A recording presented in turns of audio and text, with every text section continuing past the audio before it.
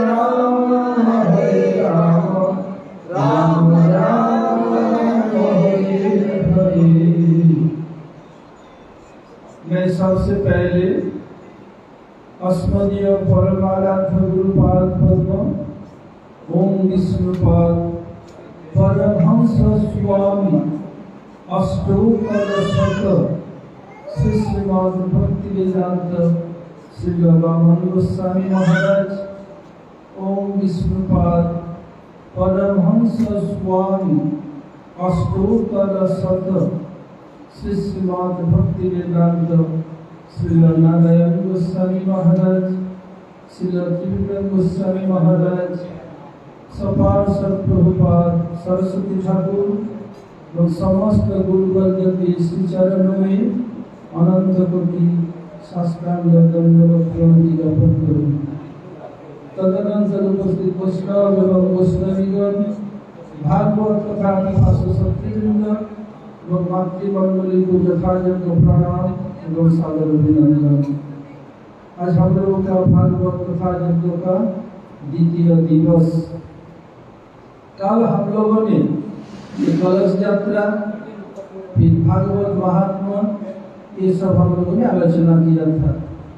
कल दिखाया कोई कितने भी पापी हो जिसका उद्धार गया में गदाधर के पाक पद्म में पिंड देने पर भी उद्धार नहीं होता है, उसके भागवत कथा श्रवण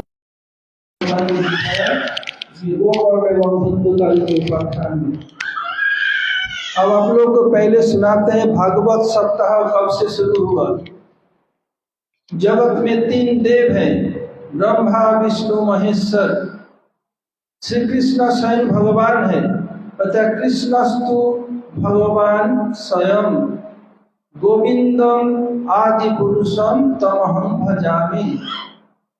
कृष्ण क्या किया और देवताओं को एक एक डिपार्टमेंट विभाग कर दिया। जैसे हमारे प्राइम मिनिस्टर है, कोई डिफेंस मिनिस्टर है, कोई फाइनेंस मिनिस्टर है, कोई फॉरेन मिनिस्टर है, ऐसे एक एक डिपार्टमेंट है। ऐसे ही भगवान श्री कृष्ण क्रिएशन डिपार्टमेंट यानी सृष्टि दायित्व ब्रह्मा जी को दिया और नरिशिंग डिपार्टमेंट पालन का दायित्व विष्णु को दिया, डिवास्टेशन डिपार्टमेंट शिव जी को दिया, फाइनेंस मिनिस्टर कुबेर को बनाया, पानी का मंत्री इंद्र को बनाया, ऐसे एक एक बना दिया। सबसे 3 का दायित्व अधिक जिसको त्रिदेव कहा जाता है, जिनको ब्रह्मा विष्णु महेश्वर। ब्रह्मा कृष्ण को प्रणाम करके हाथ जोड़ के कहा, प्रभु आप मुझे ये सृष्टि का कार्य दिया, ये रजोगुण का है, इसमें दिमाग खराब हो जाता है, मुझे ऐसे कुछ उपाय बताए, मैं आपका आज्ञा ठीक से पालन करूं, आपका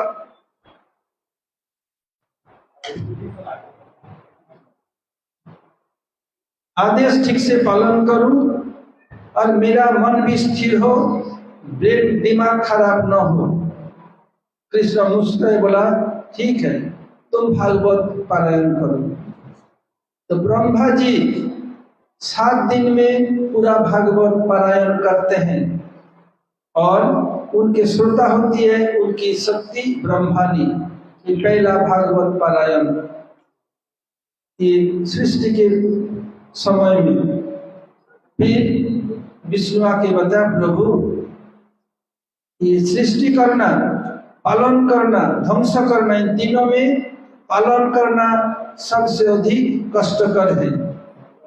कल बताया था जब भी पिता से बच्चे का जन्म होता है, आत्मा वही जायते पुत्र, पिता ही पुत्र के रूप में आते हैं, लेकिन पालन सबसे अधिक मैया करती है।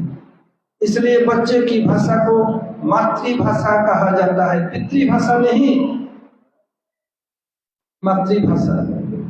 इसे प्रभु ये सृष्टि स्थिति पालन में से सबसे पालन करने का दायित्व सबसे कठिन है और ये सप्तगुण का काम है और ये सबसे अधिक समय लगता है। प्रभु आपने ये दायित्व दिया, पालन तो करूंगा जी जान से, मुझे ऐसे कुछ बताएं कि मैं इसका आपका आदेश पालन भी करता रहूं और बुद्धि भी विकृत न हो। इसने बताया तुम एक काम करो, भागवत पारायण करो। तो क्या किया विष्णु, कृष्ण के आदेश से भागवत पारायण शुरू किया। विष्णु जब भागवत पारायण करते हैं 1 महीना लगता है और उनकी श्रोता होती है लक्ष्मी देवी। उसके बाद लक्ष्मी देवी विष्णु से कहा मैं क्या तुमसे कम हूं क्या, अब तुम बैठो मैं भागवत वाचूंगी। विष्णु को सामने बैठे थे नारायण और लक्ष्मी भागवत कथा सुनाने लगी। लक्ष्मी देवी 2 महीना लग लेती है, नारायण 1 महीना और ये 2 महीना। और उनकी लक्ष्मी की बोली, उनकी व्याख्या करना, उनकी प्रीचिंग स्टाइल विष्णु से कहीं बेहतर है। क्यों? विष्णु का पालन का दायित्व है, सब समय टेंशन है। लक्ष्मी जी टेंशन को पेंशन दे दिया, नेवर मेंशन किया, टेंशन को पेंशन दिया, मेंशन नहीं किया। इसलिए उनका लचीली, रसीली और सुंदर होता है। उसके बाद शिव जी आए, प्रभु आप मुझे ध्वंस का दायित्व दिया, ये कितने कठिन काम है और ये तमोगुण का है। जहां भी मार काट होई होई होता है, सब तमोगुण का काम है। तो ये सबसे खतरनाक है तमोगुण, व्यक्ति को अंधा बना देता है। मैं क्या करूं, आपका आदेश पालन तो करना पड़ेगा। ऐसे मुझे कुछ बताएं कि आपका आदेश पालन भी करता रहूं और तमोगुण में लिप्त होने के कारण मेरा बुद्धि भी ना बिगड़े। शिव ब्रह्मा ने बताया शिव जी मैं व्यवस्था कर देता हूं, आप भागवत पारायण करें। ठीक है प्रभु। शिव जी भागवत पारायण में 1 साल लगाते हैं और उनकी श्रोता होती है पार्वती। ये प्रथम शुरू हुआ। उसके बाद से ये सुपरीक्षित संवाद, गोकर्ण धुंधुकारी संवाद, सुख सौनक संवाद उसके बहुत बाद में हुआ। लेकिन ये सुख सौनक संवाद, सुख परीक्षित संवाद और ये गोकर्ण धुंधुकारी संवाद तीनों कलियुग में हुआ। इन तीनों को भागवत पारायण का दर्जा दिया गया है प्रधान, इसलिए अभी भी चल रहा है। ये भागवत में क्या क्या है क्या नहीं है, ऐसे कुछ नहीं है जो भागवत में नहीं हो। भागवत सुनने पर क्या होता है, भगवान प्रविष्ट कर्णरंध्रेण सनन भव सरोरुहम धुनोति समलं कृष्ण सलिलस्य यथा शरत्। कथा सुनने पर भगवान कान रूपी रास्ते के अंदर से हृदय में चले जाते हैं। हृदय को साफ सुथरा करके गंदगी हटा खुद अपने आसन जमा लेते। इसलिए भागवत सुनना चाहिए। किसी भी वस्तु को आरंभ करने के लिए कहा गया मंगलाचरण, जिसको अंग्रेजी में इन्फॉर्मेशन कहा जाता है। इसका तरीका क्या है? आशीष नमः क्रिया वस्तु निर्देश। पहले गुरुवर्गों को प्रणाम। गुरुवर्गों को प्रणाम करने पर उनका हाथ ऐसे आएगा आशीर्वाद देने के लिए। इसलिए गुरुवर्ग को प्रणाम करके उनको आशीर्वाद लेना है। पहले प्रणाम, उसके बाद गुरुवर आशीष और वस्तु निर्देश, क्या कहने जा रहे हैं। ये तीनों जब तक न हो कोई भी विषय वस्तु संपूर्ण नहीं हो सकता है। इसलिए सबसे पहले भागवत में जो श्लोक का वर्णन किया गया है, भागवत में क्या विषय वस्तु है, कोई प्रश्न करेगा तभी तो उत्तर होगा ना। जैसे परीक्षित महाराज प्रश्न पूछते जा रहे हैं, सुखदेव से उत्तर दे रहे हैं, ऐसे बहुत जगह में ऐसे प्रश्न की बात है। मैं सबसे पहले बेटा इसको हरिदेव को बताता हूँ। मंगलाचरण और भागवत में प्रश्न किया गया है। इस प्रश्न के उत्तर में संपूर्ण भागवत है और हरिदेव सुनाएगा। हरे कृष्ण। बैठ, ये माइक उसको दे दो, ये सबसे अच्छा माइक।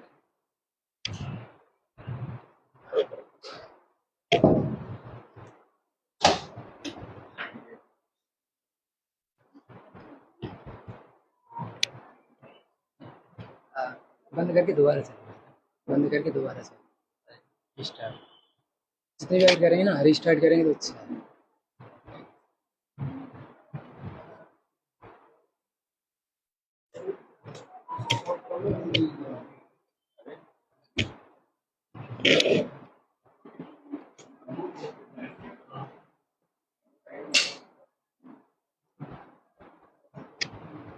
हरे कृष्ण। गुरुवे गौरचंद्राय राधिकाय तदालये कृष्णाय कृष्ण भक्ताय तद्भक्ताय नमो नमः। वाञ्छाकल्पतरुभ्यश्च कृपा सिन्धुभ्येव च पतितानां पावनेभ्यो वैष्णवभ्यो नमो नमः। नमो महावदन्याय कृष्ण प्रेम प्रदायते कृष्णाय कृष्ण चैतन्य नामने गौरतिसे नमः। हे कृष्ण करुणा सिंधो दीनबंधो जगत्पते गोपेश गोपिका कांत राधा कांत नमोस्तुते। तप्ते कांचन गौरांगी राधे वृंदावनेश्वरी वृषभानुसुते देवी प्रणमामि हरिप्रिये। वृंदाय तुलसी देवे प्रियाय केशवस्य च कृष्ण भक्ति प्रदे देवी सत्यवते नमो नमः। श्री कृष्ण चैतन्य प्रभु नित्यानंद श्री अद्वैत गदाधर श्रीवासादि गौर भक्तवृंद। श्री राधे मेरी स्वामिनी और मैं राधे को दास और जन्म जन्म मोहे दीजियो श्री वृंदावन को वास। हे कृष्ण हे यादव हे सखेति गोविंद दामोदर माधवेति। हे कृष्ण हे यादव हे सखेति गोविंद दामोदर माधवेति। श्री कृष्ण गोविंद हरे मुरारे। हे नाथ नारायण वासुदेव। जिह्वे पिबश्वामृतमेक देव। गोविंद दामोदर माधवेति। सर्वप्रथम अस्मदीय गुरुपाद पद्म ओम विष्णुपाद स्तोत्र भक्ति वेदांत शील माधव गोस्वामी महाराज जी के चरणों में दंडवत प्रणाम करता हूँ। तत्पश्चात जिनकी कृपा से हम आज आप लोगों के समक्ष कुछ बोलने के योग्य तो नहीं कहेंगे, अभी कुछ बोलने के लिए प्रस्तुत हुए हैं, ऐसे अपने शिक्षा गुरु पूज्य पाद श्री परमेश्वरी प्रभु जी के चरणों में दंडवत प्रणाम। इको बंद।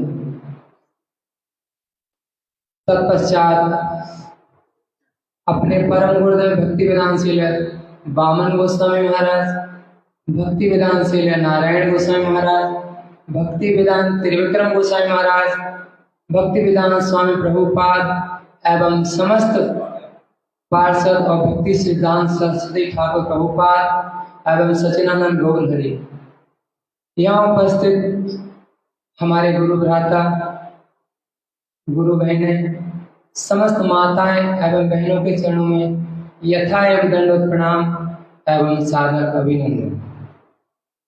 आप सभी भक्तों का भागवत सप्ताह के द्वितीय दिवस में हार्दिक स्वागत करते हैं।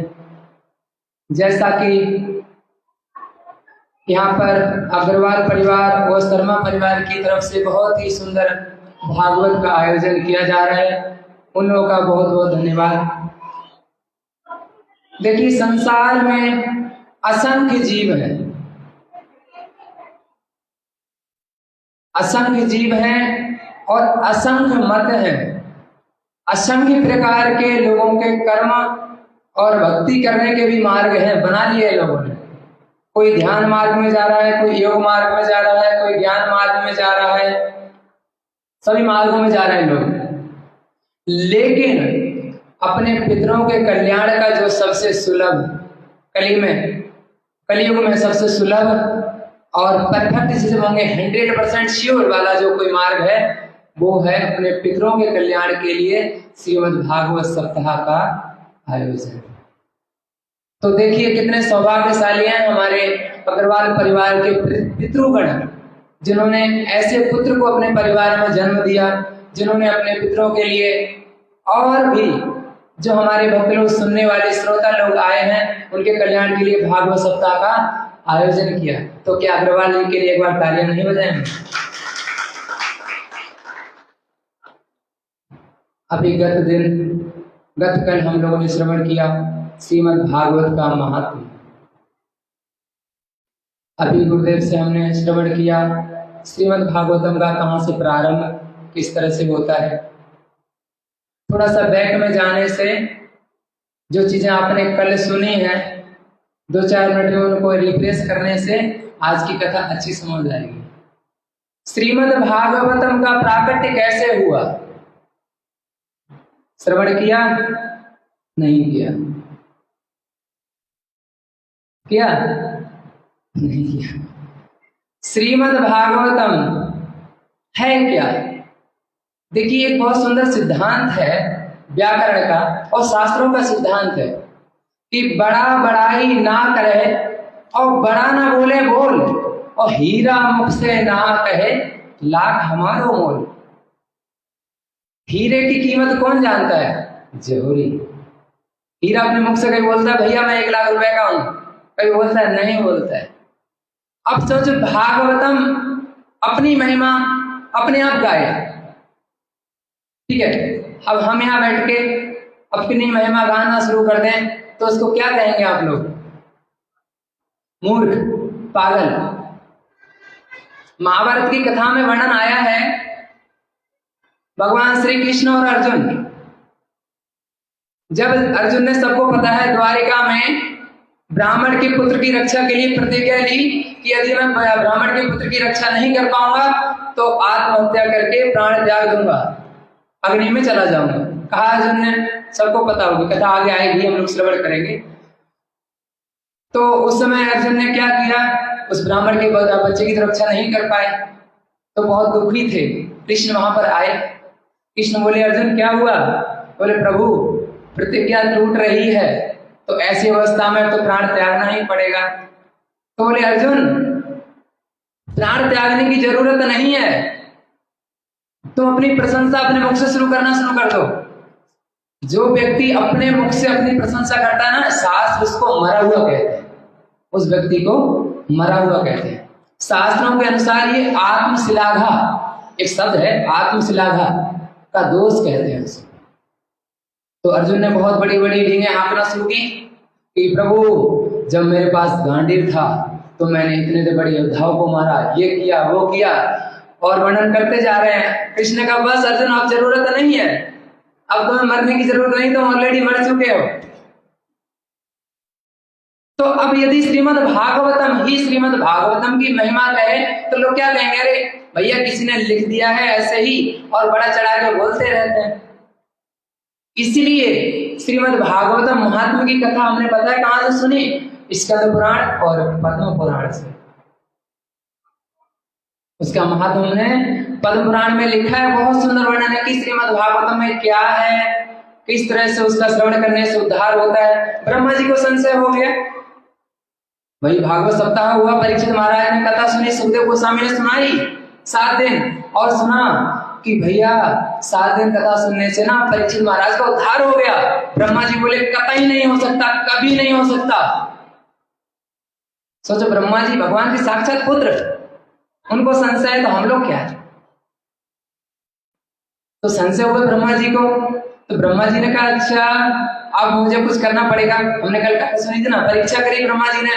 ब्रह्मा जी ने जितने जीवन भर कोई व्यक्ति कर्म, अच्छे से अच्छे कर्म कर सकता है, उस सब का फल निकाला, और श्रीमद् भागवत सप्ताह सुनने का थोड़ा सा फल लिया, एक तराजू के एक पल्ले में और दूसरे पल्ले में रखा। कर्म का फल ऊपर आकाश में चला गया, और जो भागवत सप्ताह सुनने का फल नीचा रहा। फिर ज्ञान योग, ध्यान योग, इस तरह से ब्रह्मा जी के पास जो कुछ अपनी पावर थी सब लगा दी, लेकिन भागवत सप्ताह सुनने का फल फिर भी नीचा ही रहा। तब ब्रह्मा जी को समझ आया, हाँ भगवान की जो महिमा गाई है ना भागवतम है, वो सच है। श्रीमद् भागवतम है क्या, और श्रीमद् भागवतम की हमको आवश्यकता क्या है? कलियुग के जीव जब पूरी तरह से अंधकार में अंधे हो गए, तब ऐसी जिंदगी में, ऐसी अवस्था में अब क्या किया जाए? देखिए, शास्त्र है क्या? शास्त्र एक मीनू है। हम लोगों ने कोई टीवी या मोबाइल खरीदा है, उदाहरण देके बता रहे हैं कि जब कोई व्यक्ति कोई टीवी या मोबाइल खरीदता है तो उसके साथ एक पुस्तिका मिलती है, मेनू, ठीक है। वो पुस्तिका में गाइडलाइंस लिखी होती हैं कि आप इस टीवी को इस तरह से ऑपरेट करोगे तो ये अच्छा से चलेगा। यदि हम वो पुस्तिका को ना पढ़कर या फिर किसी एक्सपर्ट मैकेनिक के अनुसार उस टीवी को अगर हैंडल नहीं करेंगे, नहीं चलाएंगे, तो टीवी बिगड़ जाएगा। तो इस मनुष्य जीवन को चलाने के लिए जो शास्त्र है वो मेनू है। शास्त्रों के अनुसार यदि हम अपना जीवन व्यतीत नहीं करेंगे तो हमारा जीवन बिगड़ जाएगा।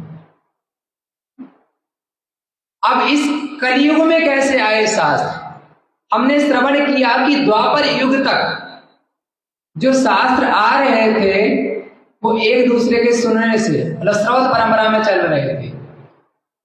अब कलयुग के जीवों की स्थिति जब व्यास देव जी ने देखी, माया मुग्ध जीवेर नहीं स्वतः स्मृति ज्ञान, जीवेर कृपाए कैलो कृष्ण वेद पुराण, कि हम लोग माया में इस तरह से फंसे हुए हैं, हमको ये भी नहीं पता कि कल हमने क्या खाया था। ठीक है, आप लोगों से प्रश्न है, कल शाम को क्या खाया था? एकदम कोई बता सकता है? सोचना पड़ेगा, अरे यार कल क्या खाया था, सोचना पड़ेगा ना। तो हमारी मंदा सुमंद मध्य इतनी मंद बुद्धि है, तो क्या साथ हमको याद रह सकते हैं? इसलिए व्यास देव जी ने हम जीवों पे कृपा करने के लिए उनको वेद और पुराण के रूप में प्रकाशित किया। कलियुग के प्रारंभ में और द्वापर के अंत में जब भगवान श्री कृष्ण चले गए, जब श्री कृष्ण जा रहे हैं, उस समय उद्धव जी ने देखा, उद्धव जी ने साक्षात अपनी आंखों से देखा है। और उससे पहले उद्धव जी को श्री कृष्ण प्रवास क्षेत्र में लेके गए हैं और वहां पर उद्धव जी को सारी कथा सुनाई। उसके बाद श्री कृष्ण ने कहा अब हमको जाना पड़ेगा। तब एक सुंदर श्लोक है भागवतम का कि तमादि देवम तमाल वनम करुणानुधावनम अपार संसार समुद्र से तुम भजा में भागवत स्वरूप। उद्धव जी ने स्वयं अपनी आंखों से देखा कि भगवान श्री कृष्ण ने स्वयं ही भागवत में प्रवेश किया। जो हमारे पास जो 18,000 श्लोक है ना, 18,000 श्लोक, वो कुछ और नहीं, भगवान श्री कृष्ण का ही स्वरूप है। पद्म पुराण में एक बहुत सुंदर श्लोक आया है श्रीमद् भागवतम के लिए कि पादव यदियो प्रथम द्वितीय और तृतीय तिरयो कथितव यदुरु। कि श्रीमद् भागवतम है क्या? श्रीमद् भागवतम भगवान श्री कृष्ण के 12 अंग है, श्री कृष्ण से अभिन्न है। जो 12 अंग मुख्य हैं वो उनको बताया कि पादव यदियो प्रथम और द्वितीय। जो श्रीमद् भागवत के प्रथम और द्वितीय स्कंध है वो क्या है? पादव, चरण कमल। तृतीय तुर्यो कथितो यदुरु, और तृतीय और चतुर्थ स्कंध भगवान की भुजाएं।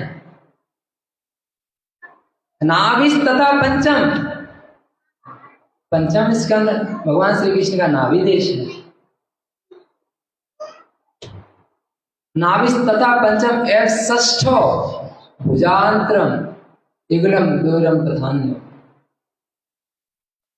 और जो प्रथम और द्वितीय हुआ पादव चरण कमल, तृतीय और चतुर्थ हमने गलत बोल दिया, जंघाएं हैं, भुजाएं नहीं, भुजाएं जंघाएं। छठा और सातवां स्कंद भगवान श्री कृष्ण के, भगवान श्री नारायण के भुजाएं। कंठस्थु राजन नमो, नवम स्कंद भगवान का कंठ देश।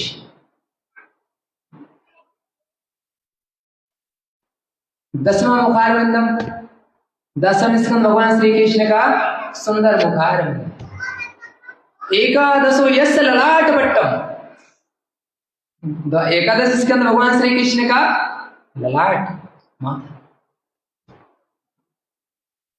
श्रो अपि तु 12 एव भाति, और 12 स्कंद भगवान श्री कृष्ण का मस्तिष्क।